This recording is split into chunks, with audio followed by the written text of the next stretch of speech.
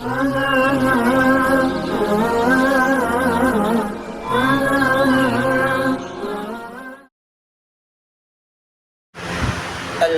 لله رب العالمين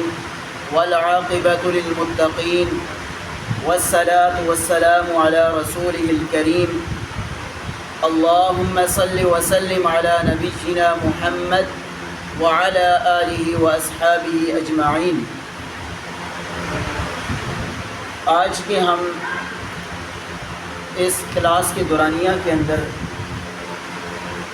سورۃ البقرہ کی آیت نمبر 109 اور 110 کی مختصر تفسیر سمجھنے کی کوشش کریں گے۔ اللہ رب العالمین نے ان دو آیات مبارکہ کے اندر، پہلی آیت مبارکہ کے اندر ایک چیز کی خبر دی ہے اور ایک ہی بات کا اہل ایمان کو حکم دیا ہے، اور اسی طرح آیت نمبر 110 کے اندر اللہ رب العالمین نے اہل ایمان کو ایک بات کی خوشخبری دی ہے اور اسی طرح دو باتوں کے کرنے کا حکم دیا ہے۔ پہلی آیت کے اندر اللہ رب العالمین نے یہودیوں کی جو وہ شکوک اور شبہات اہل ایمان کے دل کے اندر پیدا کر رہے تھے اسلام کے بارے میں یا ناسخ منسوخ کے بارے میں، تو اللہ رب العالمین نے اہل ایمان کو اس بات کی خبر دی ہے کہ یہ تمہارے بھلے کے لیے نہیں کر رہے، کہ تمہاری یہ خیر نہیں چاہتے، بلکہ ان کے دلوں کے اندر یہ بات ہے، یہ تمہارے دلوں کے اندر اس وجہ سے شکوک اور شبہات پیدا کر رہے ہیں تاکہ لو یردونکم من بعد ایمانکم کفارا، تم ایمان لانے کے بعد دوبارہ کفر والی زندگی کے اندر چلے جاؤ، یہ تمہیں حالت کفر کی طرف لوٹانا چاہتے ہیں، اس لیے یہ تمہیں جو ہے تمہارے دلوں کے اندر شکوک اور شبہات پیدا کرتے ہیں۔ آگے دوسری اللہ رب العالمین نے اہل ایمان کو پھر آپ دیکھ لیں یہودی کہ کتنے سازشی تھے کہ اللہ کے نبی صلی اللہ علیہ وسلم نے اسی وجہ سے مدینہ کے اندر اللہ کے نبی صلی اللہ علیہ وسلم نے ان کو مدینہ سے نکال دیا تھا آخری وقت۔ کیونکہ یہ سازش کے اندر، اور اللہ رب العالمین نے بھی اپنے کلام مبارک کے اندر کئی مقامات کے اوپر فرمایا کہ تمہارے یہ کبھی بھی دوست نہیں ہو سکتے، تمہارے یہ یہودی کبھی بھی خیر خواہ نہیں ہو سکتے، اگرچہ آج میں نے اور آپ دیکھ لیں کہ امت مسلمہ کے حکمران ان کے ساتھ دوستیاں لگائے بیٹھے ہوئے ہیں، لیکن کلام پاک سے بڑھ کر کوئی جو ہے ایسی چیز نہیں ہے جو سچی ہو سکتی ہے۔ اللہ رب العالمین کی کلام مبارک کہتی ہے کہ اہل ایمان ان کو تم اپنا دوست نہ بناؤ، یہ تمہارے خیر خواہ نہیں ہیں، یہ تمہاری بہتری اور بھلائی نہیں چاہتے بلکہ تمہارے نقصان کے درپے ہیں۔ اور اسی وجہ سے آپ دیکھ لیں کہ اللہ کے نبی صلی اللہ علیہ وسلم کے دور کے بعد جب خلافت راشدہ کا دور آیا تو سیدنا عثمان غنی رضی اللہ تعالیٰ کے دور کے اندر کی جب انہوں نے فتنہ نے سر اٹھایا تو سب سے پہلے جو ہے انہوں نے یہ سازش کری، عبداللہ بن سبا یہودی جس نے اسلام کا لبادہ اوڑھا، اسلام کا لبادہ اوڑھنے کے بعد وہ آتا ہے اہل ایمان کے اندر شکوک اور شبہات پیدا کرتا ہے۔ اس نے سب سے بات جو ہے جو اہم پوائنٹ ان کے درمیان رکھا وہ یہ رکھا کہ سیدنا عثمان غنی رضی اللہ تعالیٰ عنہ یہ ان کا جو خاندان ہے ان کا تعلق بنو امیہ سے ہے، اسی طرح جو حضرت عمر فاروق رضی اللہ تعالیٰ جنہوں نے خلافت کی ہے ان سے پہلے ان کا تعلق بنو عدن سے ہے، اور سیدنا ابو بکر صدیق رضی اللہ تعالیٰ جو خلیفہ اول بنے نبی صلی اللہ علیہ وسلم کے بعد ان کا بھی تعلق نبی صلی اللہ علیہ وسلم کے خاندان سے نہیں ہے۔ تو اللہ کے نبی صلی اللہ علیہ وسلم کا جو خاندان ہے وہ تو سب سے افضل ہے، لہٰذا جو خلافت کا حقدار سب سے جو ہے بہتر اور سب سے زیادہ ہے وہ سیدنا علی رضی اللہ تعالیٰ عنہ۔ اس میں آتا ہے نا کہ سیرت میں کہ ابو بکر صدیق رضی اللہ عنہ کے چھٹے پد پر نبی صلی اللہ علیہ وسلم کے درجات میں ملتے ہیں، لیکن اس نے جو ہے شکوک اور شبہات یہ پیدا کی کہ اللہ کے نبی صلی اللہ علیہ وسلم کے وہ خاندان 12 قبیلے تھے اصل میں جو اللہ کے نبی صلی اللہ علیہ وسلم کے خاندان میں سے تھے، لیکن یہ خلافت راشدہ کے اندر یہ قبیلے ملتے تھے، لیکن اس نے کہا کہ اللہ کے نبی صلی اللہ علیہ وسلم کا جو قبیلہ تھا وہ بنو ہاشم کا تھا، اس کے اندر جو ہے صرف اہل بیت کو جو ہے یہ حق حاصل ہے کہ وہ اللہ کے نبی صلی اللہ علیہ وسلم کی ذات کے بعد آپ کی اس دنیا سے رخصت ہو جانے کے بعد آپ جو اہل بیت سے جو تعلق رکھتا ہے، جو آپ کے خاندان سے تعلق رکھتا ہے بنو ہاشم سے، اس کا زیادہ خلافت کا حق ہے۔ اس نے شکوک اور شبہات یہ پیدا کی اور پھر مسلمانوں کو اکٹھا کر کے اس کے بعد سیدنا عثمان غنی رضی اللہ تعالیٰ کے خلاف اس یہودی نے عبداللہ بن سبا یہودی نے سازش تیار کر کے آپ کو شہید کر دی۔ جب شہید کیا پھر ان یہودیوں کے ٹولے نے ہی سب سے پہلے حضرت عائشہ رضی اللہ تعالیٰ کے پاس گئی کہ جو حضرت علی رضی اللہ تعالیٰ خلیفہ بنے ہیں انہوں نے تو سیدنا عثمان غنی رضی اللہ کے قاتلوں کا قصاص نہیں لیا، آپ کدھر بیٹھے ہوئے ہیں، ان سے مطالبہ کریں۔ جنگ کروا دی سید عائشہ اہل بیت کی آپس کے اندر، سید عائشہ بھی اہل بیت سے ہیں، حضرت علی بھی اہل بیت سے ہیں، آپس کے اندر انہوں نے جنگ کروا دی۔ جب یہ جنگ ہوئی پھر بھی جو ہے اس معاملے تک نہیں پہنچے، امیر معاویہ کے پاس چلے گئے کہ آپ جو ہے ادھر ہی بیٹھے ہوئے ہیں اور حضرت علی رضی اللہ تعالیٰ نے تو اللہ کے نبی صلی اللہ علیہ وسلم کے جو عظیم صحابی حضرت عثمان کا شہید ہوئے ہیں ان کا تو بدلہ ہی نہیں لیا، انہوں نے آپس میں حضرت امیر معاویہ اور سید علی کی جنگ کروا دی۔ جب یہ جنگ ہوئی حضرت علی رضی اللہ عنہ کو شہید کر دیا، اس کے بعد جو حضرت حسن رضی اللہ عنہ آئے ان کو بھی زہر دے کر اسی سازش کے اندر شہید کر دیا گیا۔ پھر جب جو ہے حضرت حسین رضی اللہ عنہ امیر معاویہ خلیفہ بنے تو حضرت حسین رضی اللہ عنہ کو بھڑکایا کہ جی آپ تو خلافت کے حق ہے، کوفہ سے جو ہے خط بھیجنا شروع کر دی، اور تفاسیر کے اندر اور تاریخ کے اندر تاریخ ابن عساکر، تاریخ ابن خلدون اور تاریخ ابن کثیر کے اندر یہ باتیں ملتی ہیں، متفق باتیں یہ ملتی ہیں کہ 13,000 خط ان کوفیوں نے اور یہودیوں نے لکھے ہیں سیدنا حسین کو کہ آپ ہمارے پاس تشریف لائیں، ہم آپ کو جو ہے اپنا خلیفہ تصور کریں گے اور آپ کے ہاتھ کے اوپر بیعت کریں گے۔ جب وہاں پہ آپ پہنچے تو راستے کے اندر ہی تھے کہ آپ نے اپنے چچیرے بھائی عقیل کو جو ہے بھیجا کہ جاؤ خبر جو ہے لے کر آؤ کہ کیا واقعی وہ اپنی بات کے اوپر سچے ہیں۔ تو جب وہ گئے تو وہاں پر سب سے پہلے تو انہوں نے کہا جی کہ ٹھیک ہے، آپ حضرت حسین رضی اللہ عنہ کو پیغام بھیجیں کہ یہ ٹھیک ہے، ہم آپ کی جو ہے خلافت کو تسلیم کریں گے اور آپ کے ہاتھ کے اوپر بیعت کریں گے۔ جب جو ہی قاصد یہ خط لے کر نکلا تو حسین رضی اللہ عنہ کی طرف، پیچھے سے حضرت عقیل کو شہید کر دیا۔ جو ہی شہید کیا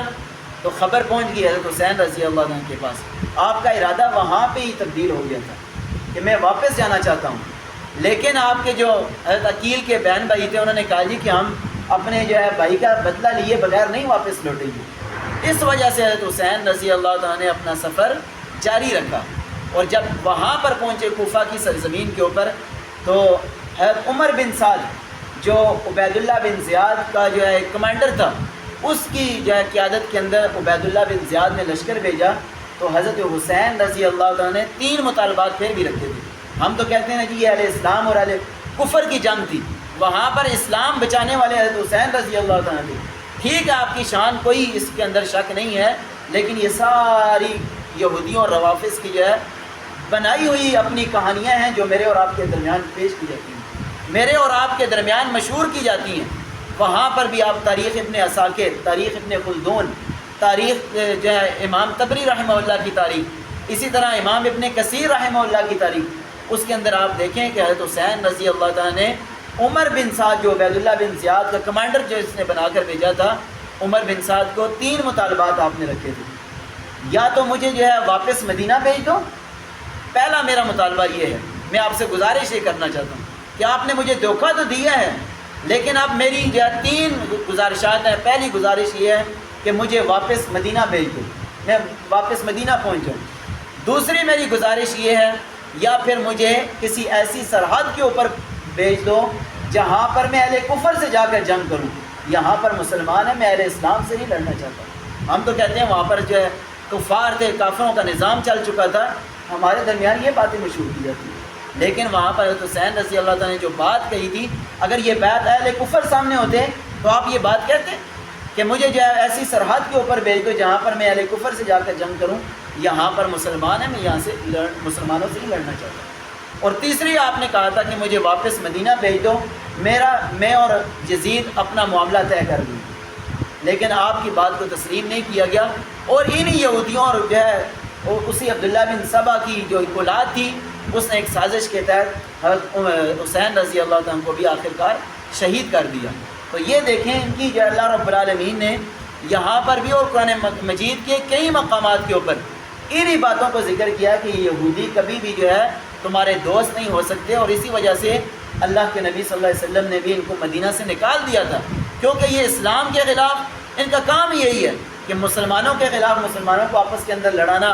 ان کے دلوں کے اندر اسلام کے بارے میں شکوک اور شبہات پیدا کرنا۔ تو یہاں پر بھی اللہ رب العالمین نے اہل ایمان کو یہ تنبیہ کی ہے کہ یہودی جو تمہارے دلوں کے اندر شکوک اور شبہات پیدا کرتے ہیں، وہ تمہاری بھلائی نہیں چاہتے، وہ تمہاری خیر نہیں چاہتے، بلکہ وہ تو چاہتے ہیں کہ تاکہ تم دوبارہ اہل کفر کی طرف لوٹ جاؤ، کفر والی زندگی کی طرف لوٹ جاؤ، تم جو ہے ایمان لانے کے بعد دوبارہ مرتد ہو جاؤ، وہ تو ان کی خواہش ہی ہے۔ تو اس لیے اللہ رب العالمین نے آگے فرمایا فاعف عنہم واصفح۔ دوسری بات کی جو اہل ایمان کو اللہ رب العالمین نے اس آیت مبارکہ کے اندر حکم دیا ہے کہ آپ نے ان کی باتوں کو سن کر درگزر کرنا ہے ان کو سے، اور ان کو معاف کر دینا ہے۔ اور اللہ کے نبی صلی اللہ علیہ وسلم کی بھی یہی سیرت دی کہ جب فتح مکہ کے موقع کے اوپر کئی ایسے مجرم بھی اللہ کے نبی صلی اللہ علیہ وسلم کے پاس سامنے موجود تھے، آپ کی جو ہے نظر کے سامنے تھے، جنہوں نے بہت بڑے بڑے ظلم کیے تھے اس سے پہلے، لیکن اللہ کے نبی صلی اللہ علیہ وسلم نے فاعف عنہم واصفح فرمایا کہ میں جتنے بھی جو ہے بڑے جرم کرنے والے تھے میرے سامنے آج موجود ہیں، لیکن میں ان سب کو جو ہے معاف کرتا ہوں، اللہ کی رضا کی بات۔ اور یہ معاف کرنا کوئی معمولی کام نہیں ہے۔ صحیح بخاری کی روایت ہے، اللہ کے نبی صلی اللہ علیہ وسلم کے صحابی عبداللہ بن عمر رضی اللہ تعالیٰ عنہ فرماتے ہیں کہ کننا نجلس مع رسول اللہ صلی اللہ علیہ وآلہ وسلم، ہم ایک دن اللہ کے نبی صلی اللہ علیہ وسلم کی مجلس کے اندر تشریف فرما دے کہ آپ نے فرمایا کہ اب جو آدمی اس مجلس کے اندر آ کر بیٹھے گا وہ جنتی شخص ہے۔ عبداللہ بن عمر فرماتے ہیں کہ میں نے جب اللہ کے نبی صلی اللہ علیہ وسلم کی یہ بات سنی تو میں نے اپنی پوری کی پوری توجہ اس طرف لگا لی کہ اب کون سا آدمی اس مجلس کے اندر آ کر بیٹھے گا۔ فرماتے ہیں اذ دخل رجل من الانصار، انصاریوں میں سے میں دیکھتا ہوں کہ ایک آدمی آ کر اس مجلس کے اندر بیٹھ جاتا ہے۔ فرمایا دوسرے دن پھر مجلس لگتی ہے، عبداللہ بن عمر فرماتے ہیں اللہ کے نبی صلی اللہ علیہ وسلم پھر یہی خوشخبری دیتے ہیں کہ اب جو آدمی اس مجلس کے اندر آ کر بیٹھے گا وہ جنتی شخص ہے۔ عبداللہ بن عمر فرماتے ہیں وہی آدمی پھر جو آ کر اس مجلس کے اندر بیٹھ جاتے ہیں۔ تیسرے دن پھر مجلس لگتی ہے، اللہ کے نبی صلی اللہ علیہ وسلم فرماتے ہیں کہ اب جو آدمی اس مجلس کے اندر آ کر بیٹھے گا وہ جنتی شخص ہے۔ تو عبداللہ بن عمر فرماتے ہیں اذ دخل رجل من الانصار،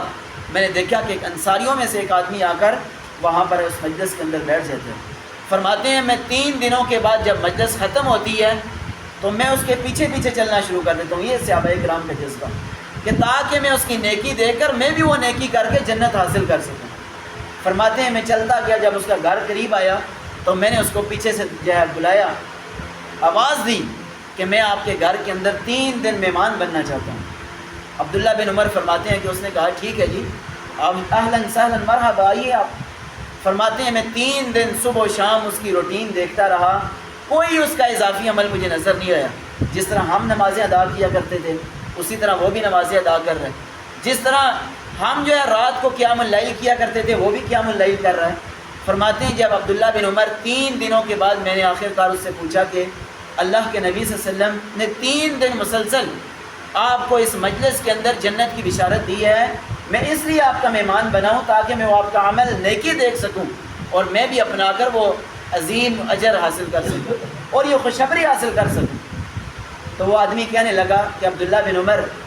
اور تو میرا کوئی عمل نہیں ہے، کوئی مجھے نیکی نظر نہیں آتی، ہاں جب بھی میں رات کو بستر کے اوپر آتا ہوں نا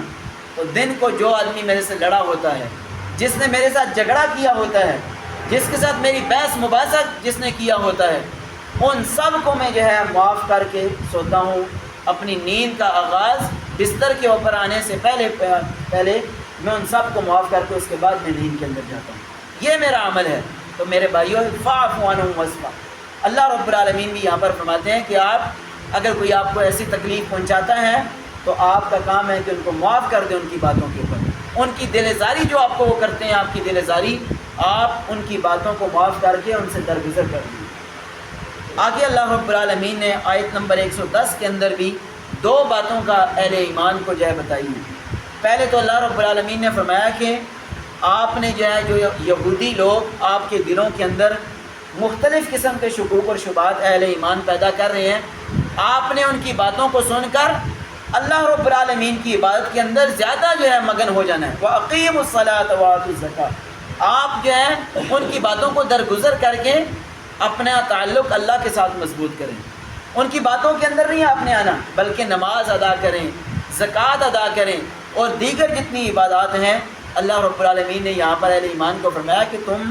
ان کی باتوں کو سن کر درگزر کر کے اپنا تعلق اللہ کے ساتھ مضبوط کریں، تاکہ اللہ تمہیں ان فتنوں سے اور ان آزمائشوں سے بچائے۔ اور آگے اللہ رب العالمین نے فرمایا وَمَا تُقَدِّمُوا مِنْ خَيْرٍ وَمَا تُقَدِّمُوا لِأَنفُسِكُم مِّنْ خَيْرٍ تَجِدُوهُ عِندَ اللَّهِ۔ اہل ایمان کو پھر اس بات کی بھی خبر دی ہے کہ اگر چھوٹے سے چھوٹا تم عمل کرو گے یا بڑے سے بڑا عمل کرو گے، رات کی تاریکی کے اندر کرو گے یا دن کے اجالے کے اندر کرو گے، کوئی بھی نیکی والی بات تم کرو گے جب، تو کل قیامت والے دن اللہ رب العالمین کے ہاں اس کو تم پاؤ گے۔ ایسا نہیں ہے کہ تم نے زندگی گزاری، جو کچھ کرنا ہے کر کے ختم، نہیں۔ وَمَا تُقَدِّمُوا لِأَنفُسِكُم، جو بھی تمہارے نفس، تمہاری جانیں اپنے لیے خیر میں سے کچھ بھی آگے بھیجیں گی، تَجِدُوهُ عِندَ اللَّهِ، تم ان خیر کی باتوں کو اللہ رب العالمین کے ہاں قیامت والے دن پاؤ گے۔ إِنَّ اللَّهَ بِمَا تَعْمَلُونَ بَصِيرٌ، بے شک اللہ رب العالمین جو بھی تم عمل کرتے ہو بصارت رکھتا ہے، اس کو دیکھ رہا ہے تمہارے اعمال کو کہ کیا تم اعمال کر رہے ہو۔ تو آئیے ہم اس کا لفظی ترجمہ کرتے ہیں۔ اللہ رب العالمین فرماتے ہیں وَدَّ كَثِيرٌ مِّنْ أَهْلِ الْكِتَابِ، کہ اہل کتاب میں سے بہت سارے ایسے ہیں جو یہ چاہتے ہیں، ان کی دلی تمنا یہ ہے، وَدَّ وہ چاہتے ہیں، کثیر بہت سارے، من اہل الکتاب اہل کتاب میں سے، اہل کتاب میں سے بہت سارے جو یہودی ہیں وہ یہ چاہتے ہیں، ان کی دلی تمنا یہ ہے کہ لو یردونکم من بعد ایمانکم کفارا، لو کہ اگر تم یردونکم، ان کی دلی چاہت یہ ہے کہ تم لوٹ جاؤ، من بعد ایمانکم ایمان لانے کے بعد، کفارن حالت کفر کے اوپر، ان کی خواہش یہ ہے، وہ یہ چاہتے ہیں، حسدا من عند انفسہم، کیونکہ ان کے دلوں کے اندر تمہارے لیے ایک جلن ہے، وہ حسد تمہارے بارے میں رکھتے ہیں اپنے دلوں کے اندر، اس لیے ان کی کوشش خواہش یہ ہے کہ تم ایمان لانے کے بعد دوبارہ کفر والی زندگی کی طرف لوٹ جاؤ۔ آگے اللہ رب العالمین فرماتے ہیں من عند انفسہم من بعد ما تبین لهم الحق، حالانکہ ان کے اوپر حق واضح بھی ہو چکا ہے، ان کے سامنے حق واضح بھی ہے، لیکن اس کے باوجود وہ سازشیں کر رہے ہیں۔ لہٰذا اہل ایمان فاعفو، بس تمہیں چاہیے کہ تم ان کو معاف کرو، واصفحوا، اور ان کی باتوں سے درگزر کرو، حتی یأتی اللہ بامری، یہاں تک کہ اللہ کا حکم آ جائے۔ اللہ کے حکم سے مراد یہاں پر مفسرین کرام نے 3 باتیں ذکر کی ہیں۔ پہلا یہ تو یا تو اللہ کا عذاب آ جائے ان کے اوپر، یا پھر دوسری بات مفسرین کرام نے یہ بھی لکھی ہے کہ قیامت کا دن آ جائے کہ اللہ رب العالمین کے درمیان فیصلہ کر دے، اور تیسری بات اللہ رب العالمین نے فرمایا، اللہ مفسرین کرام لکھتے ہیں کہ کہیں اللہ کے نبی صلی اللہ علیہ وسلم نے بعد میں یہودیوں کو مدینہ سے جب نکال دیا تھا تو یہ آیت کی تفسیر تھی کہ حتی یأتی اللہ بامری، کہ اللہ کا حکم آ گیا تھا کہ ان یہودیوں کو مدینہ سے نکال دو۔ ان اللہ علی کل شیء قدیر، ان اللہ بے شک اللہ تعالی علی کل شیء ہر چیز کے اوپر قدیر قدرت رکھنے والا ہے۔ وَأَقِيمُوا الصَّلَاةَ، اور اہل ایمان تم نماز کو قائم کرو، وَآتُوا الزَّكَاةَ، اور زکوٰۃ کو ادا کرو، وَمَا تُقَدِّمُوا لِأَنفُسِكُمْ، اور تمہارے نفس جو کچھ بھی بھیجیں گے آگے، من خیر، خیر میں سے کچھ بھی، تجدوہ تم پاؤ گے ان خیر کو، ہو کی ضمیر خیر کی طرف لوٹ رہی ہے، نیکی میں سے کوئی بھی چیز اس کو تم پاؤ گے عند اللہ، اللہ رب العالمین کے ہاں۔ ان اللہ بے شک اللہ تعالی بما تعملون، جو بھی تم عمل کر رہے ہو، بصیر ان کو خوب دیکھ رہا ہے۔ اللہ رب العالمین سے دعا ہے کہ اللہ مجھے اور آپ کو عمل کرنے کی توفیق عطا فرمائے۔ اس کے بعد یہ حدیث مبارکہ ہے، مختصر ایک حدیث ہم پڑھتے ہیں اور اپنی بات کو ختم کرتے ہیں۔ آج کی دوسری حدیث مبارکہ ہے سیدنا ابو سعید الخدری رضی اللہ تعالی عنہ۔ تو سیدنا ابو سعید الخدری رضی اللہ تعالی، یہ ان کا تعلق انصار کے قبیلے سے ہے، اور انہوں نے تقریباً 74 سال کی جو ہے عمر پائی ہے، اور کافی عرصہ یہ مفتی کے جو ہے فرائض بھی سر انجام دیتے رہے۔ سیدنا ابو سعید الخدری رضی اللہ تعالیٰ عنہ، ان سے یہ حدیث مروی ہے، وہ فرماتے ہیں قال رسول اللہ صلی اللہ علیہ وآلہ وسلم، رسول اللہ صلی اللہ علیہ وسلم نے ارشاد فرمایا ان الماء طہور، بے شک پانی پاک ہے، لا ينجسه شیء، اس پانی کو کوئی بھی چیز ناپاک نہیں کر سکتی۔ اخرجہ الثلاثۃ، اس حدیث مبارکہ کو 3 ائمہ کرام نے اپنی حدیث مبارکہ کی کتاب کے اندر نقل فرمایا۔ اور اخرجہ الثلاثہ سے کیا مراد ہے قاری صاحب؟ ہاں جی، امام ترمذی، امام نسائی اور امام ابو داود رحمہ اللہ، یہ 3 محدثین کرام ہیں۔ جب بھی اس کتاب کے اندر اخرجہ الثلاثہ کا لفظ آئے گا کہ اس حدیث مبارکہ کو 3 ائمہ نے نقل فرمایا ہے اپنی حدیث کی کتابوں کے اندر، تو ان میں سے ابو داود، ترمذی اور نسائی، یہ 3 حدیث کی کتابیں ہیں، انہوں نے ائمہ کرام نے اپنی حدیث کی کتاب کے اندر اس حدیث مبارکہ کو نقل فرمایا۔ تو